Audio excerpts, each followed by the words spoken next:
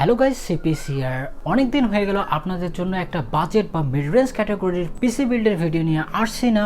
তো আপনাদের সামনে হাজির হয়ে গেলাম, কেননা এমন একটা স্পেশাল সময় এসে গেছে যেটা অবশ্যই আপনার লুফে নেওয়া উচিত। অর্থাৎ যেহেতু চলছে ঈদের আমেজ, আর তার সাথে আপনি এমন একটা পিসি বিল্ড করার চিন্তা করছেন যেটা অবশ্যই আপনাকে ব্যালেন্স বা মোটামুটি ভালো পারফরমেন্স দিবে, আর তার সাথে আপনার পকেট বা মানিকেও যাতে সেভ করতে পারে। অর্থাৎ আপনি যাতে নেক্সট টাইম ভালো একটা জিনিসের উপর সেই টাকাটি ইনভেস্ট করতে পারেন বা আপনি খরচ করতে পারেন। অ্যান্ড ইন্টারেস্টিং পার্ট হচ্ছে যে এই পিসি গুলো বিল্ড করা হতো 50,000 টাকার উপরেই, বুঝতে পারছেন, 15,000 টাকার সেভ। তো আপনাদের যদি ইন্টারেস্ট থেকে থাকে 35,000 টাকার মধ্যে একটা মোটামুটি ভালো মানের পিসি বিল্ড করার, তো এখনই সেই সময় যেটা অবশ্যই আপনার লুফে নেওয়া উচিত। তাই অবশ্যই ভিডিওটি শেষ পর্যন্ত দেখবেন। Hello what's up guys, CPS here and you are watching PC tech video, so let's get started.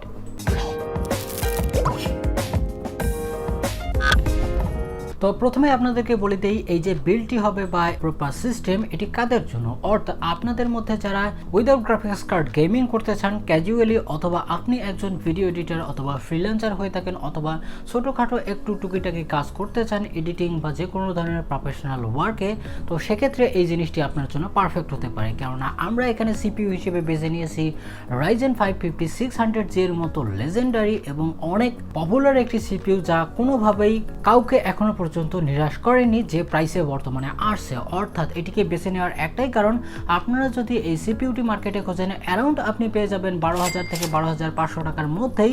যদিও এটি চাইনিজ এডিশন, তবে আপনারা যদি চাইনিজ এডিশন না খুঁজে থাকেন তো সেক্ষেত্রে আপনাদেরকে আরেকটু বাজেট বাড়াতে হবে, অর্থাৎ 2-3,000 টাকা বেড়ে যাবে। তবে এই সিপিইউটি সম্পর্কে নতুন করে কিছু বলবো না, এটি সম্পর্কে দুটি ডিটেল ভিডিও আছে এবং এটি অ্যাকচুয়ালি গেমিং কীরকম পারফরমেন্স করে সে রিলেটেডও কিন্তু ডেডিকেটেড ভিডিও আছে, সেগুলো কিন্তু অবশ্যই আপনাদেরকে রিকমেন্ড করব। কেননা আপনারা যদি চিন্তা ভাবনা করে থাকেন যেহেতু এখানে আপনি অনেক টাকা খরচ করছেন, তো অবশ্যই আপনার আগে ভাগেই জেনে নেওয়া উচিত আসলে কে কীরকম পারফরমেন্স করে। তো এখন যদি চাইনিজ এডিশন সিপিইউটির কথা বলি, তো সেক্ষেত্রে আপনাকে ওয়ারেন্টি ইস্যু ছাড়া কোনো সমস্যাই হবে না। অর্থাৎ আপনারা যেখান থেকেই নেন একটু চেক করে নেবেন, তাহলেই হয়ে যাবে। আর যদি পারফরমেন্সের কথা বলি, তো এখানে কোনো প্রকার পারফরমেন্সের ডিফারেন্ট দেখতে পারবেন না, শুধু প্রাইসেরই দেখতে পারবেন। তবে এই সিস্টেমটিকে ব্যালেন্স রাখার জন্য এখানে মাদারবোর্ড নেওয়া হয়েছে গিগাবাইটের AMD B450 গেমিং মাদারবোর্ডটি। এটার মডেল আপনারা দেখতেই পারছেন, এক্স্যাক্টলি যেটা বললাম ওটাই। আর এটি কেন নিয়েছি, এটিতে চাইলে আপনি বায়োস আপডেটের মাধ্যমে এই সিপিইউ গুলোকে চালাতে পারেন। আর মাদারবোর্ড ওয়াইজ এখানে যেটা ফিচার পেয়ে যাবেন, নতুন মাদারবোর্ডেও সেরকম ফিচার পেয়ে যাবেন, যেহেতু এটা একটা ব্যালেন্স প্রাইসের সাথে আসছে আর সকল কিছুই অফার করছে। পাওয়ার ডেলিভারিও মোটামুটি অন্যান্য চিপেস্ট মাদারবোর্ডের চেয়ে ভালোই বলবো। এটি আপনি অ্যারাউন্ড 9,000 এর মধ্যে পেয়ে যাবেন একটু খোঁজাখুঁজি করলে। তবে আপনার চয়েস, যদি আপনি আলাদা মাদারবোর্ডের দিকেও যেতে চান তো সেক্ষেত্রে একটু প্রাইস উসনিস হতে পারে। তাছাড়াও যদি আমি মাদারবোর্ডটির ওভারঅল লুকের কথা বলি, অবভিয়াসলি গেমিং একটা ভাইব দিয়ে দেয়, যেটা অবশ্যই আপনাকে কোনোভাবে ডিসঅ্যাপয়েন্ট করবে না।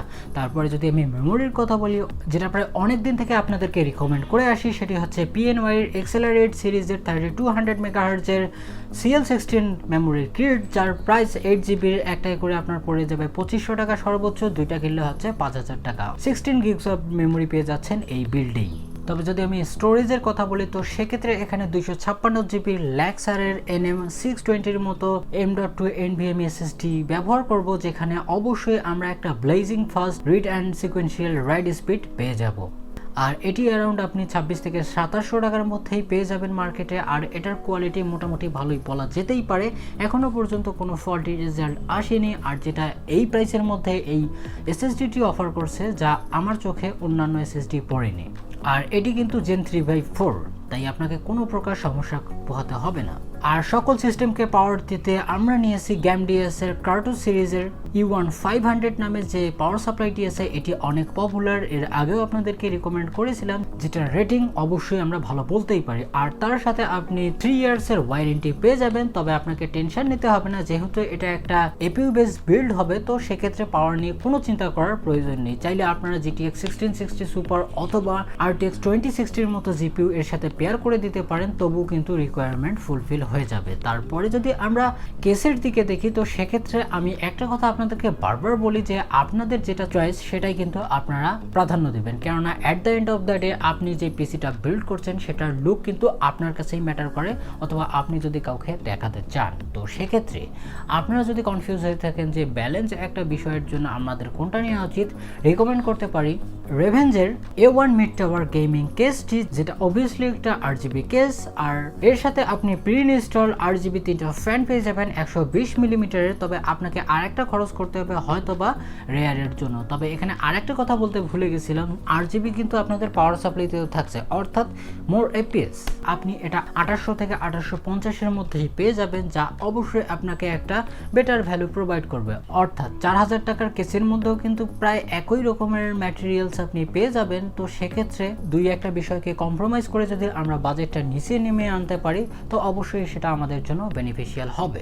তো এখন আসি আমরা মেইন পয়েন্টে, অর্থাৎ এটা আসলে কীরকম পারফরমেন্স করবে। তো প্রথমে যদি আপনাদেরকে প্রোডাক্টিভ ওয়ার্কের কথা বলি তো সেক্ষেত্রে আপনারা সাধারণভাবে ভিডিও এডিটিং করতে পারেন 4K-তে 10 বিট এবং মাল্টিপল লেয়ার নিয়ে কাজ করে থাকেন, তো সেক্ষেত্রে আপনাকে একটু সমস্যা পোহাতে হবে, কেননা এটার প্লেব্যাক রেজাল্ট সেরকমটাও ভালো আসবে না। তবে সাধারণ 4K-তে আপনি ভিডিওর কাজ করতে পারবেন, ফটোশপ নিয়ে কোনো টেনশন নেই, ইলাস্ট্রেটর অথবা সাধারণ যে সকল 2D গ্রাফিক্স রিলেটেড কাজ উইদাউট এনি ইস্যু আপনি করতে পারেন। আর যদি আপনি 3Dর কাজও করতে চান তো সেক্ষেত্রে নর্মাল যে সকল কাজ আছে, অর্থাৎ বেশি কমপ্লেক্স নয় অথবা অনেক ভারী কমপ্লেক্স ম্যাটেরিয়াল নয়, তো সেক্ষেত্রে আপনারা অবশ্যই এখানে রান করতে পারেন, কেননা এর আগেও আমরা এর রেজাল্ট মোটামুটি দেখেছি। তাছাড়াও যদি আপনি আফটার এফেক্টেরও যদি কাজ করতে চান তো সেক্ষেত্রে সাধারণ কাজ আপনাকে চালিয়ে দিবে। আর যদি আমি গেমিংয়ের কথা বলি, তো গেমিং সম্পর্কে জানতে গেলে অবশ্যই আপনাদেরকে বেঞ্চমার্কগুলো দেখতে হবে, তাহলেই আপনি বুঝতে পারবেন যে এটি আসলেই দুইটা মেমোরির সাথে কীরকম গেমিং পারফরমেন্স দিচ্ছে।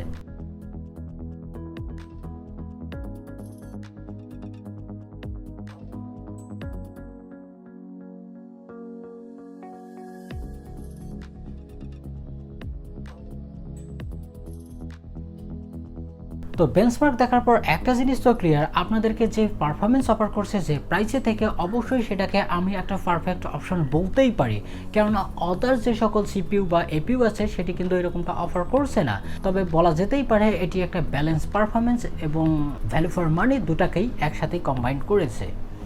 এখন আসি কনক্লুশনে, আপনাদের মধ্যে যারা গেমিং করার চিন্তা ভাবনা আছেন যে আমাকে ভালোভাবে গেমিং করতে হবে, তো সেক্ষেত্রে আপনাকে অবশ্যই ডেডিকেটেড গ্রাফিক্স কার্ড নেওয়া উচিত বা আপনার বড় গ্রাফিক্স কার্ডের দিকে যাওয়া উচিত। তবে আপনি চাচ্ছেন যে আমার গ্রাফিক্স কার্ড কেনার টাকা নেই, তো সেক্ষেত্রে আপনি ESport টাইটেল খেলতে চান উইদাউট এনি ইস্যু, আপনাকে খেলিয়ে দিবে অনেক AAA টাইটেল 720p অথবা 900p-তেও মোটামুটি ভালো রেজাল্ট দেখিয়েছে, যা অবশ্যই গুড থিং। এই ছিল প্যাকেজ, এটির প্রাইস অ্যারাউন্ড চলে যায় 35,000 টাকার কাছাকাছি। এখন একটা অ্যাডিশনাল কথা বলি, অর্থাৎ আপনারা যদি একটা মনিটর খুঁজে থাকেন তো সেক্ষেত্রে ভিউজনিকের এই যে মডেলটি আছে Pacific VA2209 নামের এই যে মনিটরটি আছে, এটি VA শোনালেও এটি আসলে IPS প্যানেল সমৃদ্ধ মনিটর, আর তার সাথেও আপনাকে 75 হার্জ অফার করছে, অর্থাৎ এটি আপনি 10,500 টাকার মধ্যে যদি পেয়ে যান তো প্রপার বিল্ড আপনার হয়ে যাচ্ছে প্রায় 45,000 টাকার মধ্যে, যা অবশ্যই একটা ইন্টারেস্টিং ডিল। আই হোপ যে ভিডিওটি আপনাকে ভালো লেগেছে, যদি লেগে থাকে অবশ্যই লাইক দিবেন, যদি কিছু বলার থাকে কমেন্টে জানিয়ে দিবেন, আর এখনো যদি আমার চ্যানেলটিকে সাবস্ক্রাইব না করে থাকেন তো প্লিজ চ্যানেলটিকে সাবস্ক্রাইব করবেন। দেখা হবে নেক্সট ভিডিওতে, অ্যান্ড অপর চ্যানেলেও সাবস্ক্রাইব করতে ভুলবেন না, মোবাইল বা গ্যাজেট রিলেটেড কন্টেন্ট সেখানে চলে আসছে। দেখা হবে নেক্সট ভিডিওতে, ভালো থাকবেন, সুস্থ থাকবেন, বাই বাই।